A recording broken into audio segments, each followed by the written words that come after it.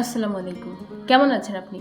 আমার নতুন একটা ছোট্ট ব্লগে আপনাকে স্বাগত জানাই। বিশেষ সতর্কবার্তা, এই তীব্র গরমে বেশি বেশি জল খান, প্রয়োজন ছাড়া বাইরে বের হবেন না।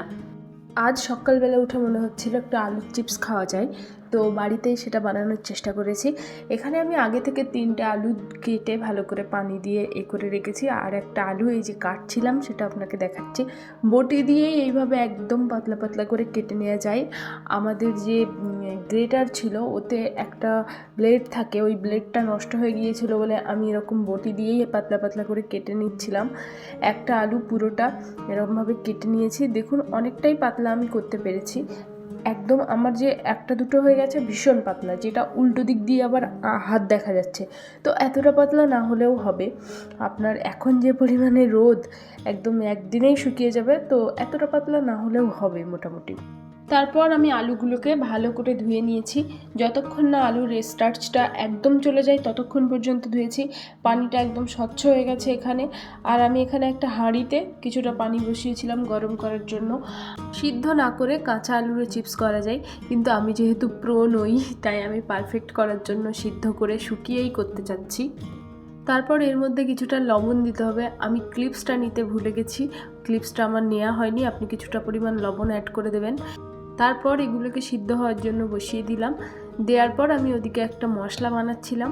মশলাটা কি দিয়ে বানিয়েছি সেটা বলছি। তার আগে দেখুন সিদ্ধ হওয়ার পর এটা দেখতে ঠিক কেমন হবে। সিদ্ধ হওয়ার পর আসলে এরকম একটা দেখতে হবে, দেখলে একটু বুঝতেই পারছেন একটু বেশি স্বচ্ছ হয়ে গেছে। আমি যেরকম পাতলা করে কেটেছি এরকম পাতলা করে কাটলে আপনার 1-1.5 মিনিট লাগবে। এই তো তারপর আমি এগুলোকে পানি ঝরিয়ে নিলাম, নিয়ে ছাদে চলে এসেছি। এসে এরকমভাবে পেপার বিছিয়ে নিয়েছি। পেপার বিছানোর পর আমি এগুলোকে এরকমভাবে ছড়িয়ে একদম একটা একটা করে পেপারের উপর দিচ্ছিলাম। এত বেশি রোদ ছিল যে একদম ছাদে দাঁড়ানো যাচ্ছিল না, কিন্তু এটা আমার ভুল ছিল। পেপারের উপর দিয়েছিলাম আর রোদটা যেহেতু চড়া ছিল তো ওগুলো না পেপারের সাথে আটকে গিয়েছিল। পরে আবার ওগুলোকে জলে ভিজিয়ে তারপরে ওগুলোকে তুলে আবার একবার শুকাতে দিতে হয়েছিল। আপনি দিলে কখনোই পেপারের উপর দিবেন না, কোনো মোটা কোনো জিনিসের উপর দেবেন। তারপর দেখতে এরকম হয়েছিল শুকানোর পর। আর আমরা এদিকে চলে এসেছিলাম ভাজতে।